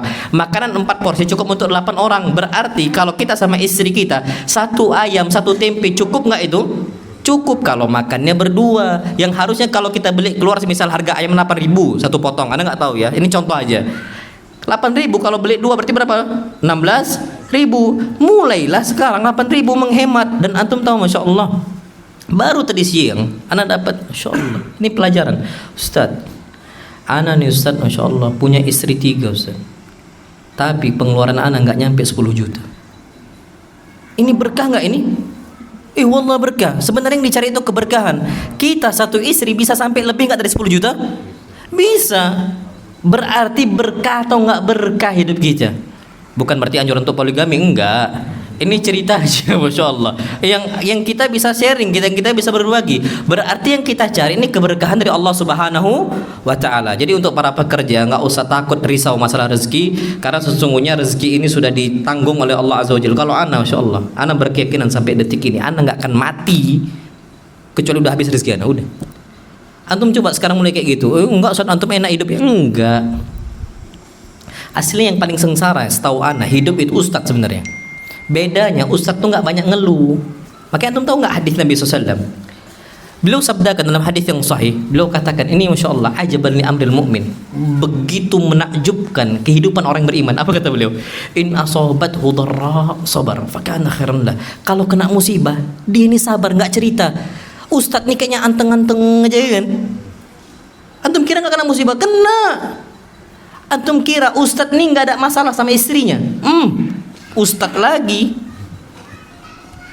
Orang yang paling dideketi oleh banyak akhwat, ustadz atau orang awam? Ustadz lah. Siapa yang tak mau sama ustadz? Iya kan? Iyalah. Maksudnya ini yang paling mengkhawatirkan istri-istri mereka gitu. Yang paling dikhawatirkan oleh istri-istri mereka. Siapa? Ya istrinya Ustaz. Kecemburuan ada dan sebagainya ada. Mungkin pertikaian adalah buktinya Nabi SAW sampai istrinya lempar apa? Piring kan? Jangan dikira istrinya Ustaz tuh nggak ada masalah. Bedanya sama orang awam, ustadznya nggak cerita, orang awam apa? Cerita. Jadi tahu, oh ini lagi tengkar, ustadznya nggak tengkar. Padahal ustadznya juga sama apa? Bertikai dengan siapa? Istri. Ustadznya kena musibah, ekonomi musibah, ustadznya nggak cerita, sabar. Tapi orang awamnya coba sekarang demo, ya kan? Ustadznya aja tenang-tenang aja, nasihatin, tenang udah. Ustadz yang disalah-salahin, ya kan? Ustadznya yang dibilang A, B, C, padahal ustadznya cuma nyuruh tenang. Antum kira ustadz yang ngomong gitu nggak kena musibah ekonomi? Kena juga dia. Cuman nggak banyak cerita, cuman nenangin apa umat, udah gitu. Nah itulah kondisi kita saat ini. Kapan kita kena musibah, kondisi lagi berat-berat ya untuk para pekerja, udah sabar aja. Dan kalau ternyata mereka ini adalah kena nikmat, syakar. Dia bersyukur, fakana khairan lah. Enggak flexing dia. Udah ngasih aja untuk orang ngasih. Akhirnya hartanya nampaknya biasa-biasa aja. Karena dia hobi apa? Ngasih. Na'amullah alam bisawab ala kulli sini ikhwah. Untuk para pekerja, ana ucapkan mudah-mudahan Allah Subhanahu wa taala berkahi pekerjaan kita, berkahi usaha kita dan harta kita, sehingga kita bisa dimudahkan oleh Allah Subhanahu wa taala menikmati surganya Allah Subhanahu wa taala. Amin rabbal alamin. Taib, ini yang dapat ana sampaikan, kurang lebih ana mohon maaf. Mungkin ada tafadhol.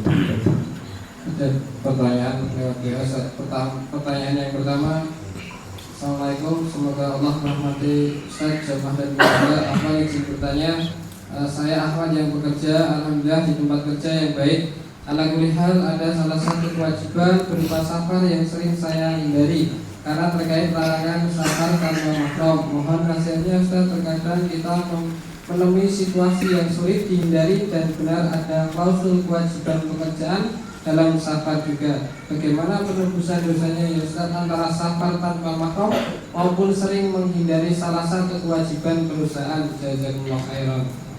Masya Allah, safar ketika kita itu mendapatkan kita nggak ada mahram, sudah jangan safar. Sebisa mungkin anak nggak mau safar, udah bilang karena anak nggak ada mahram. So nanti anak dikeluarkan dari perusahaan. Taib, yang ngasih rezeki untuk kita perusahaan kita atau Allah Azza wa Jal? Allah Subhanahu wa taala. Dari sejak kita janin, kita di rahim ibu kita, bukan ibu kita yang ngasih makan, siapa? Allah Azza wa Jalla. Dan dalam fikih madhab Hambali disebutkan, Masya Allah, yang ngasih kita rezeki itu Allah Azza wa Jalla ketika kita masih janin. Dalam bentuk apa? Dari darah haid. Ini dalam fikih madhab Hambali. Darah haid itu Allah rubah jadi gizi yang paling baik. Makanya wanita hamil, haid nggak mereka? Nggak haid. Wanita hamil nggak haid. Ketika kita sudah dilahirkan, dikeluarkan di muka bumi Allah Azza wa Jalla, kita disusuin oleh umi kita. Antum tahu, umi kita pun ketika dia itu masih dalam masa menyusui, kan ada yang menyusui, yang masih menyusui apa namanya? Yang ada yang nyusuin tapi udah ada biskuitnya gitu. Ada yang menyusui memang masih murni nyusui, apa namanya? Nggak tahu nah. Jadi dan terbukti ya ikhwah, ketika dia itu masih disusuin tapi udah ada makanan biskuit, haid uminya haid gitu dengan sendirinya. Tapi ketika dia ini murni masih dalam posisi dia itu masih memberikan ASI full gitu loh ya, haidnya itu nggak keluar darah haidnya. Dan inilah yang dikatakan, yang dinyatakan oleh para ulama madhab Hambali, bahwasanya para wanita yang menyusui itu Allah rubah darah haidnya menjadi apa? Air susu ibu. Dan ternyata air susu yang paling baik di atas muka bumi Allah Azza wa Jalla nggak akan kita jumpai kecuali air susu apa? Ibu. Semahal-mahalnya susu formula, susu sapi yang paling mahal, susu kambing yang paling mahal, tetap lebih baik air susu ibu. Berarti dari kecil yang ngasih kita maisha siapa? Allah, bukan perusahaan. Masalah kita udah dirusak oleh pemikiran apa? Syaitan. Akhirnya takut banget tentang masalah dunia. Udah keluar aja cari nominalnya lebih di bawah, nggak apa-apa, yang penting kita ikhtiar dulu. Hatta itu cuma jadi batu loncatan, nggak apa-apa juga. Nanti insya Allah kapan Allah cuma melihat apakah hamba ini ingin ngikuti hawa nafsunya atau ngikuti apa? Allah Azza wa Jal. Kalau sampai dia jadikan hawa nafsunya dia sebagai Tuhan, ini bahaya. Allah firmankan, ara'aita man ittakhadha ilahahu hawa. Wahai Muhammad, tidakkah kau melihat mereka-mereka yang jadikan hawa nafsunya sebagai apa? Tuhannya.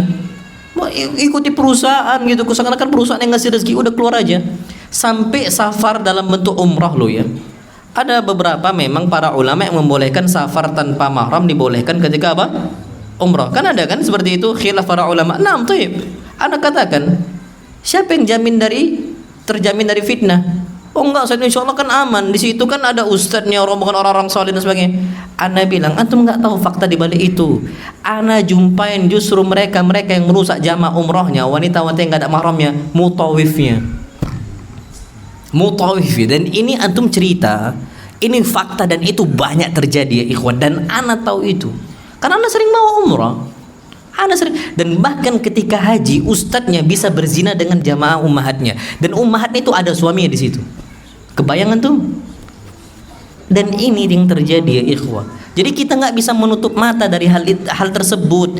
Berarti celah-celah safar sendirian itu besar nggak? Oh besar banget. Jangankan kita perempuan loh ya, yang laki-laki aja ketika keluar bisa nggak mereka terjamin dari pintu zina? Bisa nggak? Nggak bisa, apalagi perempuan. Apalagi perempuan. Wajar kata Nabi SAW, nggak boleh laki-laki ini safar seorang diri. Dia harus apa? Sama kawan, harus sama orang. Dan ini kata Nabi SAW. Makanya doa ketika safar itu, Allahumma inni a'udzubika minal hauri ba'dal qaur. Ya Allah, aku berlindung kepada Engkau dari yang awalnya lurus ketika safar loh ya, tiba-tiba bengkok. Banyak orang tuh rusak ketika safar sendiri. Karena ketika kita mukim mau berbuat yang buruk, orang tahu kita, orang kenal kita. Coba ketika kita safar, apa orang tahu? Oh enggak. Orang dari Papua ke Jogja semisal, orang dari timur ke Jogja, Sumatera ke Jogja, emang kenal? Enggak. Ya kecuali orang mungkin kenal kali kan mukanya, oh ini ustadz ini kan. Tapi kalau ternyata orang-orang awam, apa ada yang kenal? Oh enggak, mana ada? Enggak ada yang kenal sama sekali ya ikhwah. Makanya di sini yang pentingnya kita safar itu untuk para wanita tetap taati Nabi kita Muhammad sallallahu alaihi wasallam. Kalau Anda bilang jangan sampai kita melaksanakan apa ibadah safar kalau tidak ada mahramnya. Namullah alam bisawab. Jadi seperti itu.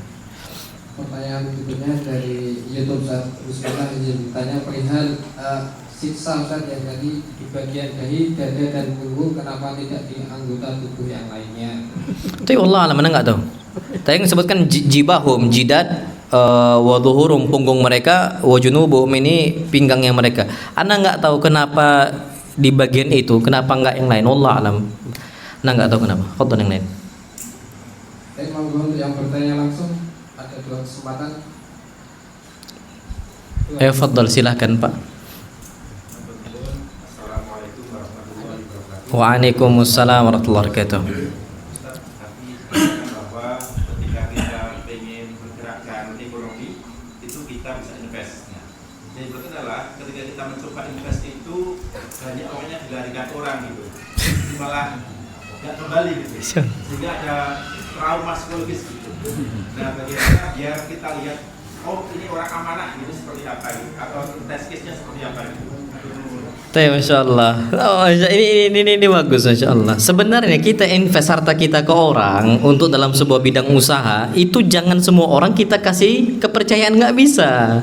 Ada 2 kriteria yang Allah Subhanahu wa taala perintahkan agar kita berusaha sama dia.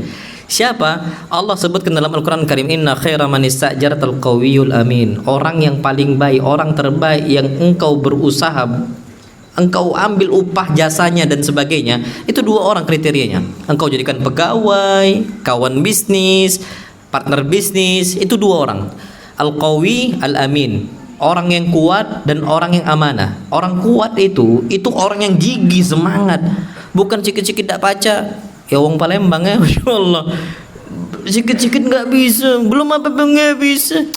Coba dulu bismillah ya Allah.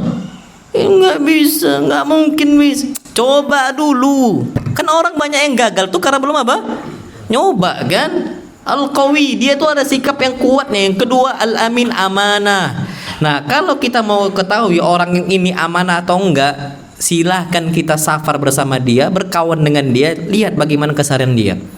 Kapan dia jauh dari Allah Azza wa Jalla, itu kemungkinan dia enggak amanah. Karena Allah aja dia khianatin, apalagi manusia udah itu udah baku udah itu. Orang kapan dikhianati Allah, berarti mau enggak mau dia khianati apa manusia. Pasti udah itu, pasti. Makanya sebenarnya orang yang kita ajak bisnis sama dia itu bukan orang kaya, bukan. Modal yang paling besar adalah modal yang pertama kejujuran, yang kedua amanah tadi. Antum tahu Nabi SAW? Antum kira Nabi orang kaya dulunya? Oh enggak. Modal Nabi berdagang pertama kali yang Nabi bangun dan kredibilitasnya sampai terbentuk itu sebabnya amanah. Nabi sama Khadijah. Nabi dulu gembala apa kambing. Nabi dapat beberapa keuntungan. Dan ini semua modal Nabi itu nggak ada sama sekali. Yang penting modal yang pertama itu modal apa? Amanah. Makanya yang kita cari, nggak apa-apa kita partner bisnis sama orang yang harta dia nggak punya, tapi dia punya kekuatan usaha, gigih dia. Yang kedua amanah. Nah inilah yang harus kita cari di sini. Jadi orang kaya bisa juga ngelarikan duit kita. Kaya lo dia lo ya. Dia bisa aja bayar lawyer, bayar pengacara, bayar apa untuk apa? Ngelancarkan ngambil duit kita, duit kawannya gitu. Dengan sekarang kan hukum tuh kan bisa dibolak-balik kan, terserah orang, yang penting siapa yang menang, yang paling banyak apa? Fulus. Bisa. Jangankan pengacara disogok, semua muhaminya disogok, hakimnya disogok, bahkan antum tahu jaksanya pun bisa apa? Disogok semua bisa, sudah suka-suka orang itulah. Nah di sini kita jangan sampai cari oh dia kaya kita punya bisnis sama dia, ayo kita punya bisnis. Enggak, justru harta kita bisa habis tergerus gara-gara dia. Maka yang biar kita nggak trauma itu pasti wajar. Trauma itu pasti ada. Cuman ketika kita bisa mendapatkan orang yang kuat, gigih, yang kedua amanah, insya Allah pasti aman. Dan amanah ini itu bisa dibangun, kita lihat bagaimana dia dengan Allah Azza wa Jalla. Kapan dia nggak khianati Allah, berarti mau nggak mau dia insya Allah nggak akan khianati apa? Kita insya Allah. Nah, wallah alam bisawab. Jadi seperti itu. Pertanyaan satu lagi. Kalau nggak ada, kami tutup pertanyaan lewat WA terakhir. Pertanyaan terakhir lewat WA untuk sesi pada malam hari ini. Izin bertanya, bagaimana cara memberikan nasihat untuk orang yang dahulunya santri, masya Allah, sekarang banyak melakukan maksiat, kedua pengaruh lingkungan dan teman-teman. Masya Allah ya. Untuk masalah santri yang dulunya baik kemudian buruk, masya Allah, apa nasihat yang terbaik? Allah alam bisawab. Yang Ana nggak tahu ya posisi orang seperti itu tuh gimana. Cuman jangan sampai dia itu dijudge dengan seburuk mungkin. Kata Nabi SAW itu nggak boleh. La tu'ini syaitan ala ikhwanikum. Jangan kalian bantu syaitan untuk menghinakan kawan-kawan kalian. Anda tahu kasus khamar? Ada salah seorang sahabat namanya Abdullah. Nah Abdullah ini namanya bagus nggak? Oh bagus banget. Dan bahkan kata Nabi SAW, ahabbul asma ilallah Abdullah wa Abdurrahman. Nama yang paling Allah cinta itu dua, Abdullah dan Abdurrahman. Tapi ini namanya Abdullah. Waqat luqibah himara. Dan dia dikasih lakab himar. Anda nggak tahu kenapa dilakabi himar. Tapi sebagian para ulama mengatakan disebabkan dikarenakan ini hobi ngelawak, hobi ngelucu. Jadi akhirnya apa? Himar dikatakan.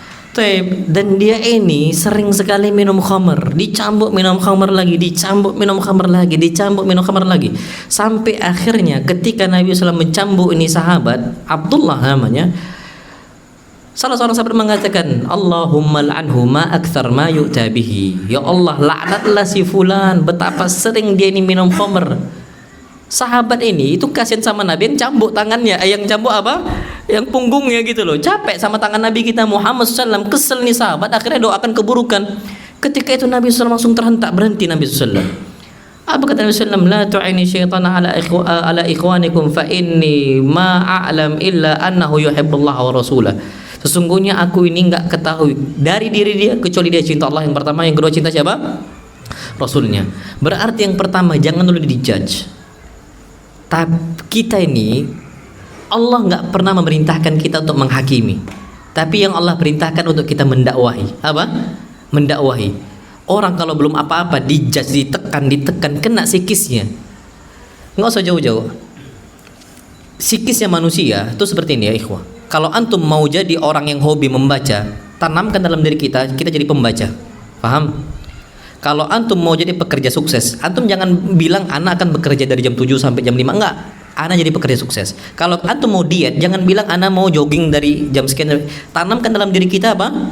Saya adalah orang atletis penjaga tubuh. Itu dibahas oleh orang kafir hatta dalam kejiwaan, dan dalam kita buku Atomic Habit itu dibahas di situ. Antum tahu orang kapan udah dijudge dia ini orang yang buruk, nggak pernah berubah. Apa yang tertanam dalam jiwa dia? Nggak akan bisa berubah. Susah dia untuk berubah. Kenapa? Karena dia udah dengar macam-macam berita dari manusia bahwasanya dia apa? Orang yang buruk. Antum tahu Aisyah bisa sedih sesedih-sedihnya, bahkan sampai kata Aisyah, lam yarqa li dam'un, aku nggak pernah keluar, sampai air mataku nggak bisa lagi keluar, nangis sampai terduduk bingung. Aisyah radhiyallahu anha dituduh apa? Zaniyah, padahal nggak pernah apa? Berzina. Judge orang yang hatta salah pun bisa membuat orang tuh down, gitu loh. Apalagi dia memang berbuat salah. Makanya memang tugas kita akhirnya Allah Subhanahu wa taala menanamkan dalam diri kita, akui memang salah udah. Akui udah salah sudah. Makanya ada namanya i'tiraf, Rabbana zalamna anfusana, udah akuin aja udah. Rabbana zalamna, iya saya salah. Saya saat ini saya buruk. Tapi insyaallah besok hari ini saya jadi orang baik. Memang salahnya orang kapan salah itu dijudge rame-rame. Jadi untuk kawan yang ada di luaran maksudnya di luar santri itu, tolong pertama jangan apa dijudge. Nasihat untuk santrinya, mantan santri, yang perlu kita ketahui adalah ingat, sesoleh-solehnya orang soleh, kita nggak pernah tahu bagaimana nasibnya di akhir. Makanya Ibn Mas'ud mengatakan, man kana mustannan falyastanna biman qad mat, fa innal hayya la ta'man alaihi fitnah. Barang siapa yang mau mencontoh, maka contohlah orang sudah meninggal, karena orang yang hidup nggak tahu, nggak aman dari fitnah. Bisa jadi dia apa? Berubah. Loh, ustadz bisa nggak berubah? Jangankan ustadz, ulama kibar, Abdullah Al-Qasimi bisa nggak mati dalam kondisi mulhid, ateis? Bisa. Bahkan bersyukur pada syaitan. Lah, apalagi cuman ustadz. Ustadz bisa banyak berubah ya ikhwah. Nggak bisa jamin kita, nggak bisa jamin. Itu tingkat ustadz, apalagi tingkat santri. Makanya doanya untuk mereka seperti ini, nasihat ana banyak berdoa kepada Allah Azza wa Jalla. Makanya apa kata Allah? Fatazilla qadamun ba'da thubutiha. Betapa banyak kaki terpeleset setelah awalnya kokoh. Satu. Doa yang kedua, apa kata Allah Azza wa Jalla? Jadi Allah berceritakan fatazilla qadamun ba'da thubutiha, betapa banyak kaki yang terpeleset setelah awalnya kokoh. Berarti mau nggak mau kaki yang kokoh pun bisa apa? Terpeleset. Doanya apa? Dalam Al-Qur'an Allah sebutkan, Rabbana la tuzigh qulubana ba'da id hadaitana, ba'da id hadaitana. Ya Allah, jangan jadikan hati kami menyimpang setelah Engkau kasih kami hidayah. Berarti bisa nggak dapat hidayah akhirnya menyimpang? Loh, bisa. Antum tahu orang-orang Yahudi, orang-orang Nasrani menyimpang sebabnya apa? Illa mim ba'di ma ja'ahumul ilm. Setelah mereka dapat apa? Ilmu. Setelah dapat ilmu justru menyimpang mereka. Dulunya enggak. Itu orang Yahudi. Jadi orang ketika dapat ilmu justru bisa menyimpang, bisa. Makanya memperbanyak doa yang lain, Allahumma ya muqallibal qulub tsabbit qalbi ala dinik, wa ya musarrifal qulub sarrif qulubana ila ta'atik. Jadi untuk santri seperti itu perbanyak doa. Kemudian hijrah, tempatnya itu jangan di tempat yang lama. Allah, lingkungan ini ngaruh banget. Antum tahu dulu tentara Amerika itu kan ketika perang di Vietnam itu mereka itu banyak pakai heroin. Banyak pakai apa? Heroin. Itu bahkan banyak kecanduan. Mereka orang-orang apa? Amerika. Banyak tentara-tentara Amerika banyak pakai heroin, kecanduan. Apa yang terjadi? Ketika mereka pulang mereka ke Amerika, survei membuktikan mereka ini enggak lagi kecanduan. Akhirnya diteliti, kenapa kok bisa enggak kecanduan? Sebabnya karena tidak ada objek di depan yang merusak mereka. Karena di sana lingkungannya beda, nggak tersebar heroin, tidak tersebar narkotika dan sebagainya kan. Di negara kita orang kecanduan narkotika masuk di rehab, ada namanya rehab, apa nama tempat itu? Ya kan? Rehab dia udah sembuh nih, pulang, balik lagi nggak dia? Balik lagi karena pulang ke tempat asal. Akhirnya ketika udahlah dinyatakan sembuh bersih, pulang lagi. Sebabnya kawannya masih apa? Sama. Makanya mau nggak mau dia harus di lingkungan yang baru yang orang nggak tahu. Makanya memang tidak sedikit ada namanya taghribu am, diasingkan setahun. orang berbuat zina di zaman dahulu itu ada namanya hadnya mereka, had itu hukuman dari Allah Azza wajalla berupa apa? Dicambuk. Ini untuk pemuda, dicambuk dia. Kemudian yang kedua taghribu am, diasingkan selama berapa lama? Setahun. Diasingkan selama setahun. Kenapa? Kapan dia di tempat lingkungan yang sama, dia tahu akses mereka yang berbuat apa? Zina. Ya gitu-gitu lagi. Tapi kalau dibuang, dicampakkan dia, nggak lagi ada akses A, B dan C, taghrib am, ya sudah, orang nggak kenal dia, dan dia nggak tahu apapun, dia nggak tahu akses A, tempat budak dan sebagainya, nggak tahu sama sekali, dan itu biasanya akan apa? Sembuh. Jadi mau nggak mau kita untuk mantan santri itu banyak berdoa kepada Allah Azza wajalla, kemudian tinggalkan kawan-kawan yang lama. Ya kalau masih pakai sosial media yang sama, masih nggak diblokir, ya ngulang-ngulang lagi lah, ya gitu-gitu lagi, ngajak ketemuan ya ketemu lagi, ngobrol lagi dan sebagainya. Mau kawan buruk udah blokir aja sudah. Blokir. Memang diciptakan blokir ini wa'arid anil jahilin, tujuannya untuk berpaling dari orang-orang apa?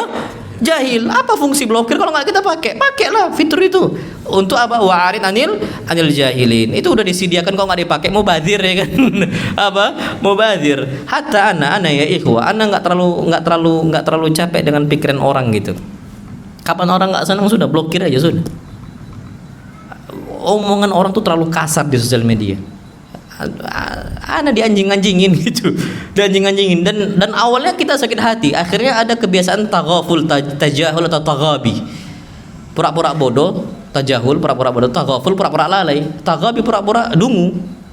Dan antum tahu apa kata penyair? Laisa sayyidu qaumin ghabiyan walakinna sayyidahum mutaghabi. Pemimpin kaum itu bukan orang dungu, bukan, tapi pura-pura dungu. Maksudnya apa? Pura-pura nggak tahu apa kata orang. Jadi nggak mau ada akses sama mereka gitu loh. Dan itu betul. Dan hatta orang-orang barat itu pun pakai itu.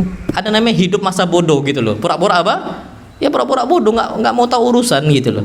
Dan ini penting sekali ya ikhwah. Maka untuk mantan santri tersebut hendaknya kita itu betul-betul apa? Dan apakah mereka yang buruk bisa berubah lagi jadi lebih baik? Oh bisa. Sahabat Nabi jadi sahabat, bisa nggak murtad? Bisa. Masuk Islam lagi. Ada nggak yang seperti itu? Oh ada. Apakah mereka masih digolongkan sebagai sahabat? Masih. Dan ini dibahas dalam ulumul hadis. Sahabat murtad masuk Islam lagi, Nabi udah meninggal, dia nggak lihat lagi Nabi SAW. Apakah dia dikategorikan sebagai sahabat? Iya. Dia dikategorikan masih sebagai apa? Sahabat. Berarti masih memiliki kemuliaan itu. Berarti bisa nggak berubah? Bisa. Yang murtad aja bisa masuk Islam. Nah, wallah alam bisawab yang dapat ana sampaikan, dan ana mohon maaf alal itala, terlalu panjang berbicara. Yang benar datangnya mutlak dari Allah Azza wa Jalla, dan yang salah datang dari ana pribadi syaitan, dan ana berdiri dari kesalahan tersebut. Wa sallallahu nabiyana Muhammad subhanakallahumma bihamdika asyhadu an la ilaha illa anta astaghfiruka wa atubu ilaik. Assalamualaikum warahmatullahi wabarakatuh.